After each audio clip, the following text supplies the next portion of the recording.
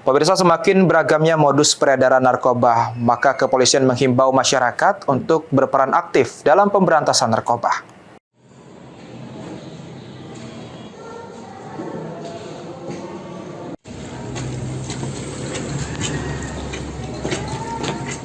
Semakin maraknya peredaran narkoba di masyarakat yang dibuktikan dengan diungkapnya 8 kasus narkoba di Kabupaten Oku oleh Satuan Reserse Narkoba Polres Ogan Komering Ulu. Satres Narkoba Polres Oku berhasil menyita barang bukti narkoba jenis sabu dengan bruto 7,88 dan ganja dengan bruto 223,37. Kasat Narkoba Polres Ogan Komering Ulu, Ibtu Deka Saputra mengatakan, pengungkapan ke-8 kasus tersebut tidak terlepas dari bantuan masyarakat Oku yang berperan aktif dalam memberikan informasi.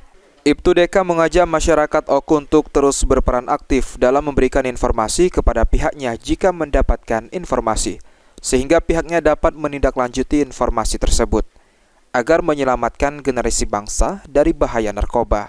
Himbau kepada masyarakat agar kiranya jika mendapat informasi langsung memberikan informasi tersebut kepada kami sehingga kami dapat langsung menindaklanjuti dari informasi tersebut sehingga kita dapat menyelamatkan anak-anak bangsa khususnya di Kabupaten Oku.